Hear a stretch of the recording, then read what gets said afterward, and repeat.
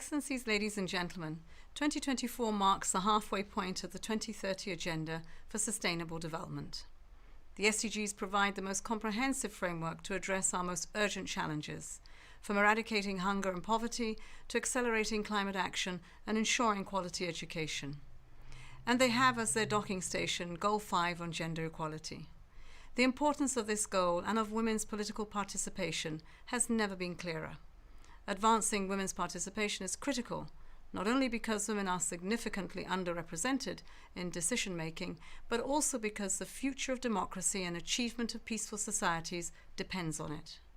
While there are victories such as the parliaments in Cuba, Mexico, New Zealand, Nicaragua, Rwanda, and the United Arab Emirates, achieving parity and change on a global scale is far too slow.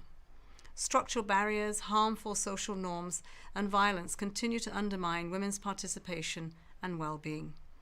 Excellencies, this year's an estimated 1.6 billion people will cast their votes in elections, more than half of them women.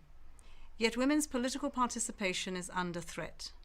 Technology-facilitated gender-based violence is deliberately wielded to silence women, discredit them, and push them out of public life. Online threats have become a regular occurrence, and social media accelerates the scope and scale of online abuse. The UN system supports countries in every region to tackle barriers to women's participation, to undertake the needed legal reforms, and address violence against women in politics, including violence that is facilitated by technology. Our common agenda and the Secretary-General's call to action for human rights places women and girls at the center of social, economic, and security policy. Through this call to action, we are spearheading initiatives to help governments repeal outdated discriminatory laws against women and reinvigorate the use of temporary special measures to hasten gender parity. To combat violence against women in politics, the United Nations has supported several countries in passing laws, while some parliaments and political parties have established new codes of conduct with zero tolerance for bullying and harassment. In 2024, the UN system will provide technical assistance to around 20 countries holding elections, supporting national actors to build technical capacity and encourage responsible political behavior. Excellencies, at this moment, member states, civil society, a multitude of stakeholders are gathered at the United Nations headquarters in New York for the Commission on the Status of Women to discuss how to strengthen institutions and financing to eradicate the poverty faced by women and girls. In September, the Secretary-General will convene the Summit of the Future to revitalize multilateralism, strengthen global cooperation in supporting sustainable development, and advance towards a multilateral system better equipped to positively impact the lives of both women and men, girls and boys. Women's equal leadership and participation are vital to create peaceful, resilient communities and societies. When women enter spaces once dominated by men, it changes those spaces, bringing in new perspectives, correcting blind spots, and ultimately improving decision-making. It will take women and men to make this a reality, because anyone who has the privilege to sit at the table has a responsibility to make room for parity. To forge the sustainable future we need, we require the support of leaders such as yourselves. As we approach the 30th anniversary of the Beijing Declaration and Platform for Action in 2025, let us reaffirm our commitment and work together to ensure the meaningful and equitable political participation of women and girls, paving the way towards a more inclusive and sustainable world. Thank you.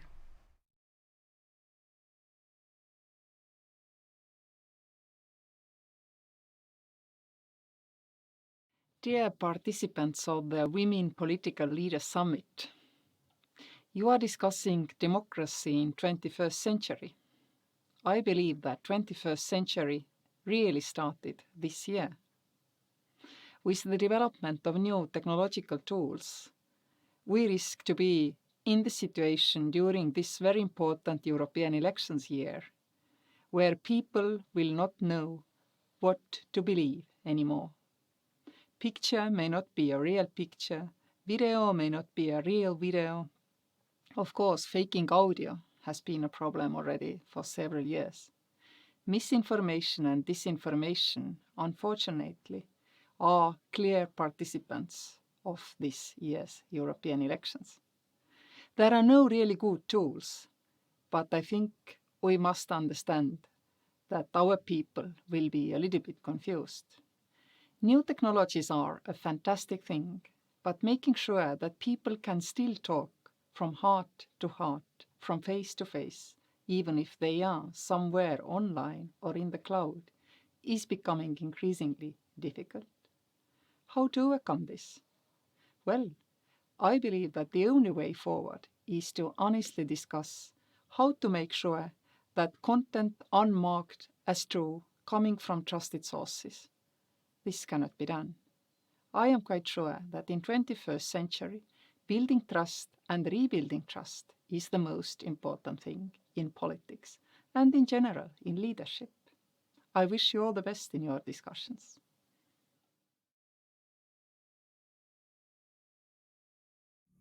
Bonjour à toutes et à tous. Le sommet de Women Political Leaders se déroule à Athènes, le berceau de la démocratie. La démocratie, c'est 2500 ans d'histoire de l'humanité et pourtant une émergence tardive de la place des femmes et une sous-représentation qui persiste malgré les évolutions. Au Parlement européen, par exemple, seulement 40% des membres sont des femmes.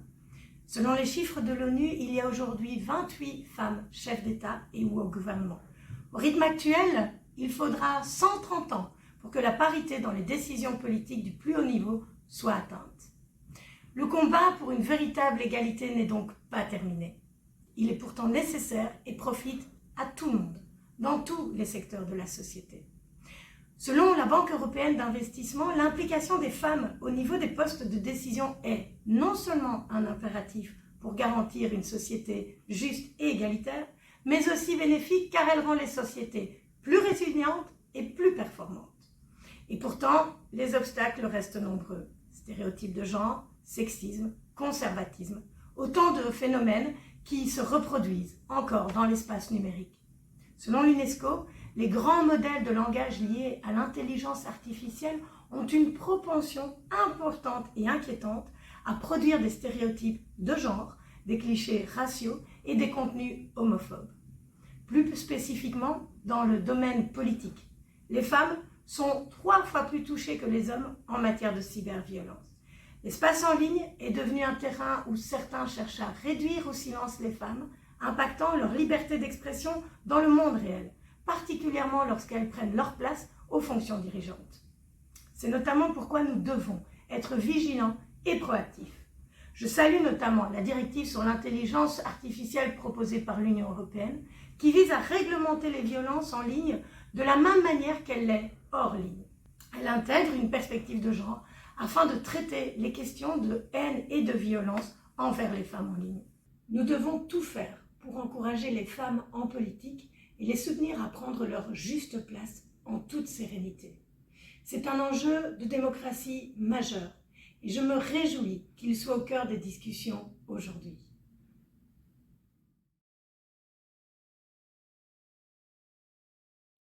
I'm very pleased to address the Women Political Summit 2024 on the important theme of democracy for the 21st century. I'd like to convey 2 messages as chair of the Elders, the group of global leaders brought together by Nelson Mandela in 2007 to work on peace, human rights, and a sustainable world. The first message stems from our own work on 3 existential threats: the climate and nature crisis, the pandemic crisis, and the nuclear weapons crisis. We recognized that our leaders are not responding with the wisdom and the urgency required. So we initiated an open letter calling for long view leadership. This long view leadership is essential for democracy in the 21st century. Long view leadership means showing determination to resolve intractable problems, not just manage them. The wisdom to make decisions based on scientific evidence and reason, and the humility to listen to all of those affected. Social media is having a worrying impact on our capacity to look at the complexity of issues. We're encouraged to look for instant, populist, so-called solutions. And the influence of lobbyists on all range of issues is increasingly pervasive. So we need leaders, particularly women leaders, to think beyond short-term political cycles and to deliver solutions for both current and future generations. The second message focuses on women's leadership, both political and of the wider women's movement. The elders are supportive of Project Dandelion, which is a women-led, but not women-only, feminist climate justice movement. It uses the icon of the dandelion, which grows on all continents, is resilient and regenerative of the soil. Every part of it is edible, and it spreads through the wind blowing its seeds. Project Dandelion has a positive, hopeful approach to the climate and nature crisis. We're on the cusp of a healthier, cleaner, safer, renewable energy world. We're moving, and we're moving a bit faster, but we're not moving fast enough for the science. To increase our power, we have to use the dandelion's magic, if you like, to connect all those who are working for the better world, indigenous peoples, school children and young people, civil society, progressive business, scientists, artists, all led by women leaders at all levels.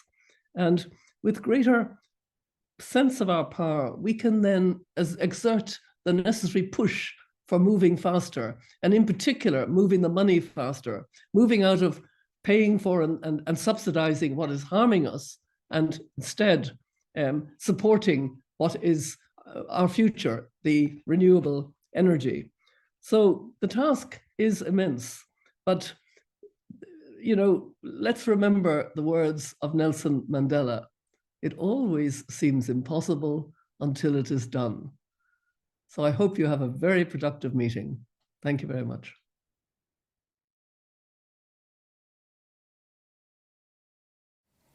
In 2024, a super election year worldwide, we wish and fight for a representation of half of the world's population. We wish and fight for female talent not to be left idle. We simply cannot afford not to have the female talent aboard. And we simply cannot afford to have all this talent fight for a good society, for a clean society, for a fair society. That's why we need all of you to go for it in order to make our world a better place, and to go for it together with men in order to get our world out of the problems we all have now. So please, I count on you. Just make it happen.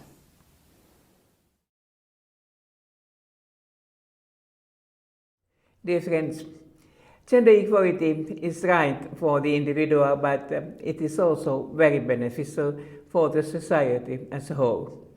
And it is absolutely the key to a sustainable future. But there is still a lot to be done. Challenges are different in different parts of the world, but there is not full gender equality in any country. Women have made important strides in various fields of leadership globally. Despite the progress, women are underrepresented at all levels of decision-making worldwide. This is not only an issue of equality and human rights. Gender equality is vital for improving democracies and institutions. Our commitment for advancing the rights of the women and girls will lead to a sustainable, peaceful, and resilient future for all. So, Let us continue the efforts. The Women Political Leaders Summit provides excellent opportunity to share best practices and to discuss the value of gender equality in leadership and democracy. I am convinced that you will have fruitful discussions and a very successful summit. So, all the best.